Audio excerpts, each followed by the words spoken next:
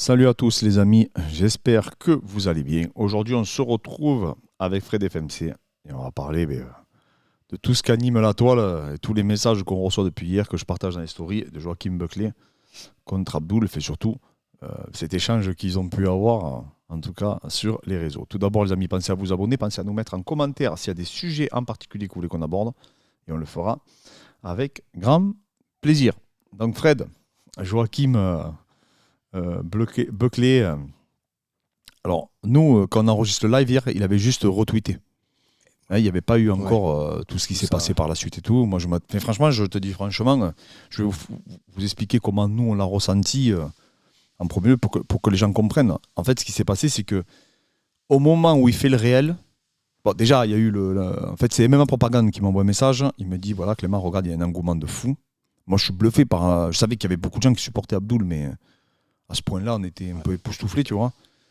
Et à partir de là, en fait, c'est parti, quoi. C'est parti. Abdul qui fait la vidéo, Buckley qui accepte le challenge. Alors, en fait, ce qui se passe, c'est que Buckley, voilà, en fait, c'est Buckley qui lance un challenge. Il dit que si quelqu'un arrive à le soumettre, grosso modo, il donne une prime d'argent. Derrière, MMA Propagande lui dit... il dit qu'il veut combattre en août ou en septembre, mais il dit que personne ne veut l'affronter. Voilà, ça démarre de là. Et en fait, ce qui se passe, c'est qu'MMA Propagande lui dit, il y a les Kings, t'inquiète pas, en gros, il s'occupera de ton camp. Ouais. Et de là, ça crée une dynamique de groupe, tout le monde partage, toutes les pages de MMA se rallient, hop, ça fait ça. Le Buckley, il a dû se dire, c'est pas possible. Ouais. D'habitude, j'ai regardé ses autres publications, il fait pas beaucoup de commentaires. Là, d'un coup, je retrouve avec 600 commentaires de Français, je dis, c'est qui c'est fou là. De là, tout le monde nous envoie. Lui, Abdul lui dit, écoute, pour qu'on soit sur un pied d'égalité, il n'y a pas de problème. Moi, si toi tu me mets KO, je te donnerai une somme d'argent, au moins que ça soit juste. Et bon, moi je me suis dit, bon, mais voilà, ça restera sur ça. Ouais. Il a retweeté, ça a fait du buzz, etc. Et là, Buckley, qu'est-ce qu'il fait? Il récupère la vidéo d'Abdul, il fait un montage, il se met à la fin de la vidéo et il dit, c'est bon le Lazy King, je vais m'occuper de toi. Bon, on connaît Buckley, hein. Il a rendu fou dans Sourdine. Ouais, c'est un chanteur. J'ai regardé son truc sur MMA Junkie, j'ai pleuré de rire, c'est un acteur. Ouais. Franchement, donc il va vouloir ronger Abdul, c'est comme il est, c'est un chambreur, voilà. Mais il joue le jeu et je suis impressionné franchement, parce qu'il joue le jeu, tu vois. Ouais. Et en fait, donc dans l'émission parce qu'après lui, du coup, donc il a fait ce montage. Après, il est passé chez MMA Junkie. Ouais. Il a été interviewé sur MMA Junkie, un des plus gros médias américains. Qui lui pose la question du coup par rapport à Abdul. Voilà. Est-ce que tu peux dire ce qui se passe? Là, il fait sa tête de fou, là. Il découvre, en fait. Lui, il dit qu'il découvre, hein, mais il y en a plein qui lui disent tu te fous de la gueule du monde. Il a regardé le Sherdog avant, il sait très bien. Non, mais c'est qui c'est, Abdul? Parce que c'est un mec à 2-0, jamais il répond. Oui, déjà, il a regardé le palmarès, avant de faire sa réponse en vidéo, il a regardé. Il sait qu'il est mieux classé que lui sur Fight Matrix, il a quelques places Abdul devant lui. Donc il savait très bien qu'il n'était pas. Sa tête, elle est incroyable. Tu l'as vu sa tête qu'il fait? Il fait genre, il est surpris. Non, quoi, comment ça, il n'est pas à l'UFC? Et après, du coup, il a mis un tweet comme quoi, il n'est même pas à l'UFC, il m'a bien eu. Mais dans MMA Junkie, il dit par contre, il n'y a pas de souci, on va le faire quand même. S'il est chaud, je suis chaud et. Et en fait, tu sais qu'il a même répondu à des commentaires parce qu'il y a un mec en fait, il y a un Américain qui lui a dit, alors je sais pas si c'est Twitter ou Instagram, il lui a dit commence pas à essayer en gros de t'esquiver, nous fous pas la honte, va te battre. Et lui, il a répondu mort de rire, t'inquiète, genre je vais pas m'esquiver, tu vois. Et ça, j'ai trouvé ça remarquable. On a eu peur à un moment donné quand il a mis. Il a même pas signé à l'UFC. Non, mais parce qu'en fait, les gens n'avaient pas compris ça. Les gens lui répondaient, c'est le décalage horaire, c'est normal qu'il dort. Oui. Et donc tout le monde a dit, et il y en a qui ont compris. Parce que ils pensaient qu'il disait, je lui ai envoyé, il signe pas, comme si Abdul avait peur. Mais en fait, il disait, Abdul n'est même pas à l'UFC en fait. C'est ça qu'il a dit dans son tweet. Et de là, les gens ils ont dit oui, écoute, commence pas à vouloir machin. Lui, il a dit il n'y a pas de problème, les gars, je le prends quand même. Il a dit il m'a bien eu. Maintenant, si l'UFC veut le match, je le fais, il n'y a pas de souci. Ça sera de l'argent facile. Quand il a dit il m'a bien eu, on s'est dit oh mince, il va pas vouloir, il va prétexter comme quoi il n'est pas encore signé à l'UFC. Ouais, mais non, bien au contraire. Il a commencé à le taquiner. De toute façon, il va pas s'arrêter. Hein. Là, c'est sûr et certain, il est parti lui. Hein. Il a refait un réel. Du coup, où il a isolé ça, où il dit à Abdul sur Instagram. On passera un bon moment en septembre. Il a refait un réel, il a refait un montage, il a repartagé encore. On me l'a envoyé. Et du coup, il faut que je le partage. Parce qu'apparemment, personne ne veut l'affronter.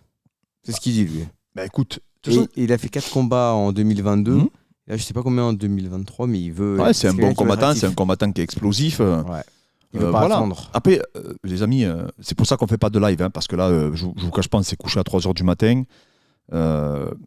Déjà, je vous remercie à tous du fond du cœur. C'est un truc de ouf. C'est-à-dire que Abdul, il n'a pas les mots. pour vous remercier à tous. Vous vous rendez pas compte de ce que vous avez fait. Je parle même pas des événements avec Fred, on parle pas des organisations et tout. On s'imaginait pas qu'un combattant, enfin, en tout cas, pouvait avoir une ferveur autour de lui, comme ça. Je parle même pas. Le reste, on s'en fout, les gars. Surtout sur Instagram, c'est le pas nombre grave. de personnes qui a repartagé, c'était impressionnant. Et le nombre de messages que vous m'avez envoyés, je peux pas repartager, j'ai pas pu répondre à tout le monde. C'est un truc de ouf. J'ai pas les mots. Je vous dis franchement, c'est un truc de malade. J'aurais jamais cru vivre ça, moi, en tant qu'entraîneur, recevoir autant d'amour. Tu vois, c'est un truc de ouf. J'ai même 2 hitters, je leur ai répondu aux 2. Et à la fin, il m'a dit oui, mais on est avec vous quand même. C'est un truc de ouf. Les gens, ils veulent voir Abdoul à l'UFC. Les gens, tout le monde veut au moins qu'il ait sa chance. Après, voilà. Et franchement, tu peux pas reprocher à quelqu'un, Fred, d'accepter, d'affronter n'importe qui. Tu sais, Abdou, il a dit un truc très simple. Il m'a dit, moi, je suis prêt à affronter n'importe qui, n'importe quand, n'importe où. À aucun moment, tu as le droit de critiquer un mec qui est prêt à faire tout ça. Oui. C'est tout. Le mec, il est prêt à se battre. Demain, tu lui dis, Abdoul, dans une semaine, en short notice contre un top 10, il le prend de suite. Il en a rien à foutre. Il esquivera personne. Il s'en fout. Au bout d'un moment. Et d'ailleurs, ça se voit, c'est pour ça qu'il a cette ferveur populaire avec lui. C'est que le mec n'a peur de personne. Surtout, on sait qu'il le mérite. C'est pas comme si moi, demain, je défie un mec à l'UFC, ça a aucune. Ça sert à rien. Enfin, c'est. C'est un ni queue ni tête. Lui, tout le monde sait qu'il le mérite et qu'il a sa chance. Et c'est pour ça que les gens, ils sont frustrés parce que c'est pas comme s'il se cachait, c'est pas comme s'il voulait pas. Il veut, et il veut pouvoir au moins avoir la chance d'avoir sa chance. Si il va au bout ou pas, c'est pas le problème, mais au moins qu'il puisse essayer. Et après, Fred, je te dis franchement, moi je crois beaucoup à la destinée. Abdoul est très croyant, tu vois. On n'a rien demandé, nous, sur ça. C'est-à-dire que ça avait Buckley, même. Buckley, c'est arrivé, c'est lui qui a fait une vidéo, c'est de là que tout a démarré. J'ai eu tout le monde au téléphone. J'ai eu Pugila. Je suis resté ce matin avec Guillaume Pelletier 1h30. On a eu une super conversation. Sachez, les amis, il n'y a pas de guerre. Il n'y a pas de guerre dans le MMA. C'est pas vrai. On est tous ensemble. Voilà. Et la bienveillance, ça paye. La preuve aujourd'hui, tout ce qui se passe là, c'est parce que les gens, on est bienveillants. On a bon cœur. On est passionné. Rien ne nous arrêtera jamais. Avec Fred, on travaille comme des fous. Abdoul, il travaille comme un fou. Et je remercie tous les médias. Je vous promets, les amis, je vous jure, soyez juste bienveillants. Ça ne sert même à rien de me dire oui, un machin et tout. Je m'en fous. Parce que je sais que c'est pas méchant. Je sais que c'est pas contre nous. Je sais que c'est pas contre Abdoul. Et je sais que tout le monde, je dis bien, tout le monde veut voir Abdoul à l'UFC. C'est tout. Pas besoin de dire machin. On s'en fout. Aujourd'hui, ce qu'il faut, c'est qu'il soit à l'UFC. Tout simplement. Si c'est contre Buckley, ben ça sera extraordinaire parce qu'en plus, Buckley va savoir vendre le match. Abdoul va savoir vendre le match. Aujourd'hui, il y aura un avant-après cet épisode. Pourquoi ? Parce que énormément de médias maintenant s'intéressent à Abdoul. Là, je vous dis franchement, je peux même pas vous dire toutes les demandes qu'il a pour parler, communiquer. Voilà, c'est ouf. Même lui, ça le surprend, tu vois. Je vous dis, et même Junkie a de suite appelé Buckley. C'est tout ce qui est en train de se passer. Les pages américaines sur Twitter ont partagé. Sur Instagram aussi, hier, on m'a identifié une page qui commence à partager. Kael Sonnen, t'as vu, il a partagé aussi. Tout c'est parti complètement. Dana White, t'as vu, on m'a envoyé, je sais pas si tu as vu la capture d'écran où il regarde toutes les stories de Abdoul. C'est un tout de fou. Regarde ce que je viens de recevoir. C'est un tout de malade. J'ai reçu tout à l'heure. Et en fait, tu vois Dana White qui rend toutes les stories. On m'a envoyé 20 stories où Dana White rend 20 fois le truc de... Regarde. Je sais pas si vous voyez. Oh, je sais pas. Et en fait, tu vois Dana White qui rend toutes les stories où on identifie Abdoul. Il doit se dire, mais c'est qui ce type là ? Parce que lui, bon, il est loin de tout ça. Il s'en fout, il va pas s'occuper de ça. Mais il doit être quand même surpris de se dire, mais attends, si c'est lui qui gère ses réseaux, on est bien d'accord. Mais voilà. C'est vrai que l'engouement, même les médias français qui ont fait beaucoup de vidéos le lendemain, même, ça propulse. Merci à eux d'ailleurs. À tous, French Savagerie et tout, qui ont fait des. Tout le monde, franchement, tous. Il n'y a pas de. C'est une dinguerie. C'est une dinguerie, les amis. Après, je sais, vous savez, ça me sert à rien de me dire, ouais, mais pourquoi il n'y est pas encore ? Les gars, ça ne changera rien aujourd'hui de se poser la question. Je vous dis franchement. C'est comme quand tu n'as pas fait un truc et que tu te dis, mais pourquoi j'ai pas fait ça à tel moment ? Ouais, mais c'est fini, tu l'as pas fait. Aujourd'hui, nous, je vous le dis du fond du cœur. Ça fait. Depuis le combat, non, même avant, mais on va dire, allez, depuis le combat après Karl, que je le vis comme une injustice, qu'Abdoul ne soit pas à l'UFC. Je vous dis pas carrément que pour moi, Abdoul, il devrait même pas avoir, Pour moi, c'est l'UFC limite qui devrait dire à Abdul, est-ce que tu veux bien combattre chez nous? En gros, j'exagère un peu, mais tu m'as compris. Nous, comme on dit avec Fred, ça serait que de nous. On l'aurait signé déjà depuis 50 ans. Après, c'est pas nous qu'on décide. Voilà, c'est les matchmakers. C'est même pas Dana White, parce que je pense que Dana White, il a d'autres chats à fouetter et que lui, il s'occupe que des gros dossiers, selon moi. Maintenant, c'est une entreprise qui pèse plusieurs milliards. Surtout, c'est pas Abdul qui a refait des combats. Et dernière, il y avait des combattants qui voulaient combattre à l'UFC Paris, Jack Matthews et tout. On s'est proposé, pareil, pas de réponse. Élisée, pareil. Hein, Élisée avait la possibilité de venger son coach et son meilleur ami qui s'appelle Cavallero. Abdul, il y a roulé dessus au Brave. Il avait l'occasion. Pareil, Abdul s'est proposé. Je ne vais pas vous dire tous les noms qui s'est proposé Abdul depuis très longtemps. Voilà, je veux dire, Abdul, qu'est-ce que vous voulez que je vous dise? Vous avez un combattant français qui dit, il y a un mec qui dit, moi, j'ai pas de combattant. Ben, viens, si tu veux, ben, moi, je suis là. De façon gentleman, hein. Moi, je suis là, je suis disponible. Je sais pas, et qui est légitime à demander. Oui, il est aujourd'hui, j'ai regardé tout à l'heure, il est 39e mondial, Buckley est 43e. Voilà, donc il est même devant Buckley. Donc voilà, il dit, écoute, oui, je suis pas l'UFC, mais je suis bien classé, j'ai un 16-1, j'ai un très bon record. En fait, normalement, il a 17-1. J'ai battu des vétérans de l'UFC. Vas-y, viens, c'est parti. Et lui, il est d'accord. Oui, moi aussi, je suis parti.